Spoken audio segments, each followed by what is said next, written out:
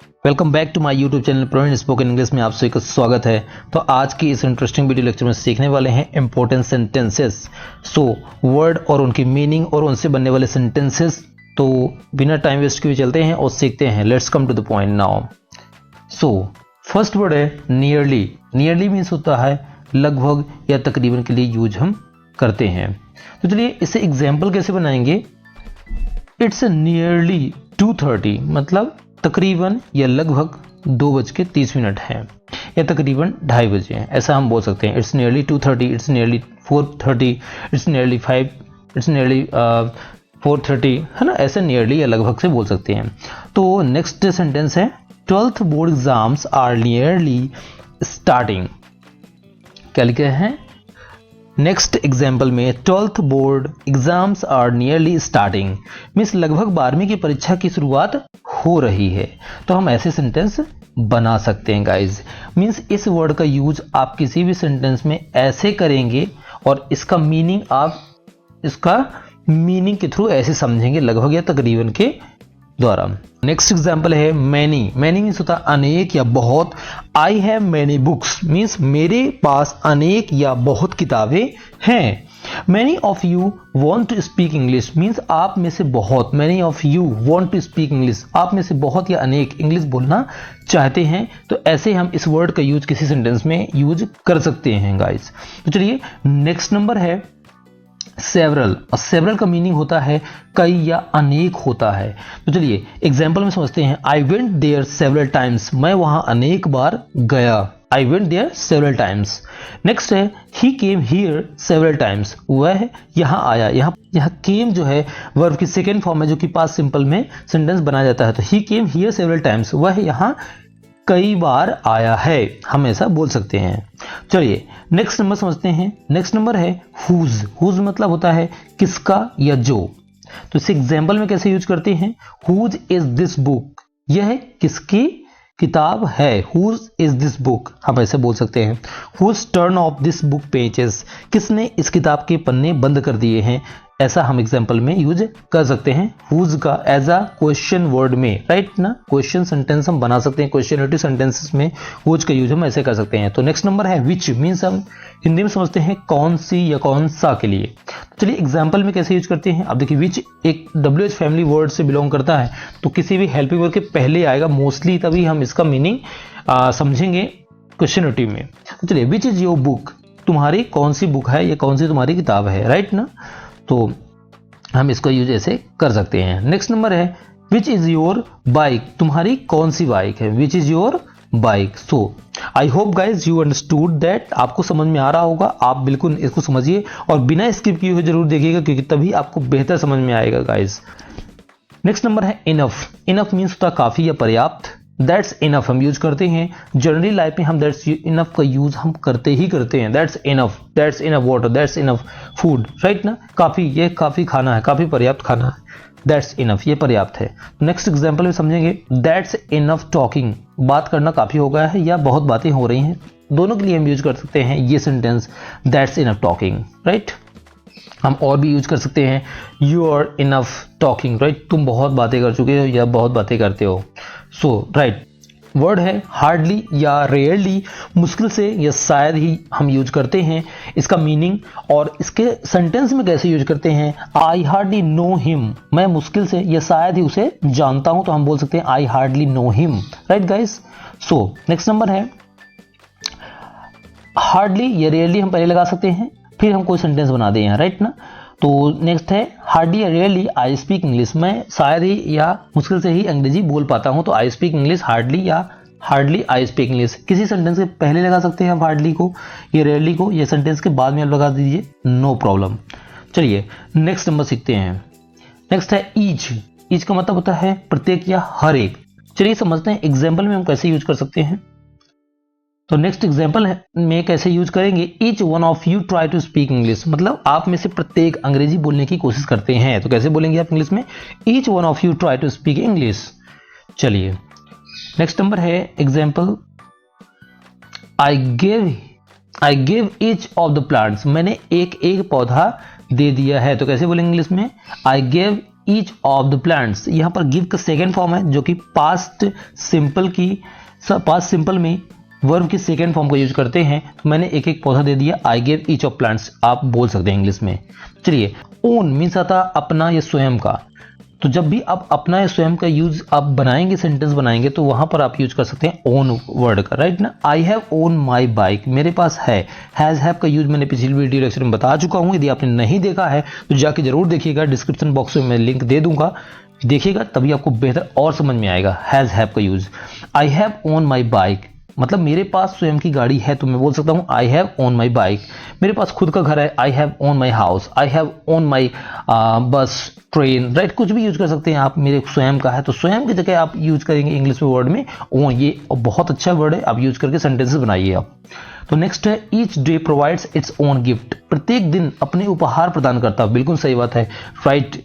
Each day provides its own gift, यदि आप लेना चाहते हो तो लीजिए, यदि आप कैसे ले रहे हैं it's depend on you that, right guys. Own word का आप यूज ऐसे कर सकते हैं किसी भी सेंटेंसेस में। मैनी एग्जांपल्स आप बना सकते हैं। Each day provides its own gift, प्रत्येक दिन अपने उपहार प्रदान करता है। चलिए, ऐसे एग्जांपल आप बनाएंगे और अपनी इंग्लिश को और इंप्रूवमेंट करेंगे। चलिए, तो नेक्स्ट वर्ड है, बहुत ही इंपॉर्टेंट है, अ लॉट ऑफ। बहुत सारे के लिए यूज करते हैं अ लॉट ऑफ। बोलते हैं I have a lot of chocolates, मेरे पास बहुत सारी चॉकलेट है, तो यूज कैसे बोलेंगे I have lot of chocolates. मेरे पास बहुत सारी चॉकलेट है, तो बोलेंगे आप I have a lot of chocolate. चलिए, नेक्स्ट है he eats a lot of Apple, वह बहुत सारे एप्पल खाता है, तो he eats a lot of Apple. यहाँ पर एस क्यों आया, क्योंकि प्रेजेंट इंडेफिनिट में सिंपल में जब हम बनाते हैं सेंटेंस तो एस या ई एस मेन वर्ब में लगता है सिंगुलर सब्जेक्ट के साथ में। सिंगुलर सब्जेक्ट क्या होते हैं, he she it name, right. Plural subject क्या होते हैं, आई वी दे यू। चलिए, आपको समझ में आ गया होगा कि यहाँ एस या ई एस क्यों लगा, राइट। चलिए, नेक्स्ट वर्ड सीखते हैं हाफ। हम सब जानते हैं हाफ मीन्स आधा होता है, लेकिन कैसे सेंटेंस में यूज करेंगे देखते हैं। Cut it in half, right. इसे यहां पर होना चाहिए, तो हम बोल सकते हैं इसे आधा काट दो, राइट। इसे आधा काट दो, हम ये बोल सकते हैं cut it in half, right. तो विच हाफ डू यू वॉन्ट, तुम्हें कौन सा आधा चाहिए, तो हम बोल सकते हैं which half do you want, right. अब वांट का यूज किसके लिए करते हैं, वांट का यूज। वांट का यूज हम मोस्टली कर सकते हैं चाहना या चाहता है या चाहने के लिए, राइट। मीन्स क्या था, कुछ। हम सम के लिए कुछ का यूज करते हैं। चलिए, इंग्लिश में एक वर्ड है सम और उसका मीनिंग होता है हिंदी में कुछ। चलिए एग्जाम्पल सीखते हैं। आई हैव सम फ्रेंड्स, मतलब जैसे मैंने पहले बताया कि हैज और हैव का मैंने पिछली वीडियो लेक्चर में बता चुका हूँ। हैव और हैज का यूज पास होने के लिए करते हैं विथ, यहाँ ऑब्जेक्ट आएगा, मेन वर्ब के साथ में नहीं। आई हैव सम फ्रेंड्स, मेरे पास कुछ फ्रेंड्स हैं, तो हम बोल सकते हैं आई हैव सम फ्रेंड्स। आपके पास सम बुक्स है, तो आप बोल सकते हैं I have some books, right. चलिए, नेक्स्ट एग्जांपल है some of you are able to speak English, आप में से कुछ इंग्लिश बोलने में सक्षम है, राइट। तो some of you are able to speak English, आप ऐसे सेंटेंस बोल सकते हैं और बहुत अच्छे तरीके से आप अपना इंप्रेशन दिखा सकते हैं। मीन्स होता है कोई भी, तो मोस्टली हम यूज कर सकते हैं वर्ड में कैसे, किसी भी सेंटेंस में कैसे यूज करते हैं एनी का। चलिए सीखते हैं। तो यहाँ पर एनी का मीन्स है कोई भी, डू एनी वर्क, कोई काम करो, राइट ना। वैसे एनी का यूजेस हम निगेटिव सेंटेंस में मोस्टली यूज करते हैं guys. You don't know any of my friends, तुम मेरे किसी मित्र को नहीं जानते, तो हम इंग्लिश में कैसे बोलेंगे, you don't know any of my friends. कैसे बोलेंगे, you don't know any of my friends, आप मेरे किसी मित्र को नहीं जानते हैं। तो ऐसे आप सेंटेंस में यूज कर सकते हैं एनी का। चलिए नेक्स्ट सीखते हैं लिटिल, थोड़ा सा या छोटा सा के लिए यूज हम करते हैं लिटिल, राइट ना। चलिए एग्जाम्पल में कैसे बोलते हैं, एग्जाम्पल में क्या मीनिंग होता है, I am a little worried, right ना। मैं थोड़ा चिंतित हूं, तो कैसे आप इंग्लिश में बोल सकते हैं, I am a little worried, right guys. चलिए नेक्स्ट नंबर सीखते हैं। वह थोड़ा चिंतित है, तो कैसे बोल सकते हैं आप, she is little worried, right. कैसे बोलेंगे guys, she is little worried, she is little worried. आपकी मम्मी थोड़ा वरीड है, चिंतित है, तो कैसे बोल सकते हो, my mom worries, right. My mom is little worried. तो चलिए, तो आप बहुत सारे एग्जाम्पल यूज कर सकते हैं, किसी के साथ में ऐसे बनाना सीखिए आप गाइस, तभी आप बेहतर तरीके से समझ में आएगा आपको और आप इंग्लिश को और इंप्रूवमेंट कर सकते हैं, राइट गाइस। चलिए नेक्स्ट नंबर सीखते हैं। मच मीन्स बहुत ज्यादा, ऐसे यूज करते हैं with uncountable things. We know that guys, uncountable things क्या होती हैं, जिसके हम काउंट नहीं कर सकते, that things we can not count of, right. तो निकालते हैं, चलिए समझते हैं guys. This is too much, यह बहुत ज्यादा है के लिए हम बोल सकते हैं दिस इज टू मच। अक्सर मोस्टली टीचर यूज करते रहते हैं क्लास में, this is too much talking, right. ये बहुत ज्यादा टॉकिंग हो रही, बातें हो रही हैं। तो आप भी यूज कर सकते हो, this is too much, he is too much, वह बहुत ज्यादा है, she is too much, you are too much, right, use करिए आप, बहुत सारे सेंटेंस बनाइए आप। इट्स मोर मच वाटर, मतलब इसमें बहुत ज्यादा पानी है, कैसे, इसमें बहुत ज्यादा पानी के लिए कैसे यूज कर सकते हैं, इट्स मोर मच वाटर, आप यूज कर सकते हैं। चलिए नेक्स्ट वर्ड है मैनी। अब मैनी इसका अपोजिट होता है, बहुत ज्यादा, मीनिंग सेम है बट इसका विथ काउंटेबल थिंग्स के लिए यूज करते हैं, जहां पर हम इसको काउंट कर सकते हैं, राइट गाइस। काउंटेबल थिंग्स क्या होती है, that we can count of things, जिनको हम गिन सकते हैं गिनती में। तो many people want to speak English, many people want to speak English मतलब बहुत पीपल, ये बहुत से लोग अंग्रेजी बोलना चाहते हैं, तो हम इंग्लिश में बोल सकते हैं many people want to speak English guys, right. Many का सेकंड एग्जांपल है many of us want to be fluent in English, तो हम में से बहुत सारे अंग्रेजी में धारा प्रभाव बनना चाहते हैं। धारा प्रभाव मीन्स जैसे नेटिव स्पीकर होते हैं, एकदम बिना अटके हुए अंग्रेजी बोलना चाहते हैं, तो वर्ड होता है native, that means fluent in English. तो many of us want to be fluent in English हम बोल सकते हैं। तो चलिए बहुत अच्छे एग्जांपल है, आप इसको सेंटेंस को लर्न करके बोल भी सकते हैं कि many of us want to be fluent in English. तो आप ऐसा बोलना सीखिए गाइस, क्योंकि इंग्लिश में जितना आपको बन रहा आप उसको बोलिए, जितना आप बोलेंगे आपकी इंग्लिश उतना ही इंप्रूवमेंट होगी। नेक्स्ट मतलब था आगे या बगल में, दोनों के लिए यूज करते हैं। चलिए सेंटेंस में देखते हैं, she sat down next to him on the sofa, वह सोफे पर उसके बगल में बैठी है या बैठ गई है, तो हम यूज कर सकते हैं she sat down next to him, मतलब उसके नेक्स्ट टू हिम, यहाँ पर आप उसके आगे नहीं, उसके बगल में यहाँ पर मीनिंग आएगा, समझिए गाइज, नेक्स्ट टू हिम उसके बगल में, राइट ना। तो यहाँ पर इसका मीनिंग हम इससे ले रहे हैं, नेक्स्ट टू हिम उसके बगल में बैठी, कहाँ, ऑन द सोफा, यहाँ पर ऑन क्या प्रीपोजिशन है, जो सोफा के लिए शो करता है, यहाँ पर पोजिशन बताता है, on the sofa, she sat down next to him on the sofa. चलिए नेक्स्ट एग्जांपल है डू इट नेक्स्ट टाइम, अगली बार ऐसा करो, डू इट नेक्स्ट टाइम कि मतलब नेक्स्ट मीन्स आगे ही नहीं होता, उसको बगल में भी होता है, तो आप ये थोड़ा सा आपको माइंड में रखना होगा, अकॉर्डिंग टू सेंटेंस उसका मीनिंग हमको समझना होगा, राइट गाइस। तो we will understand according to the sentence of meaning of those words.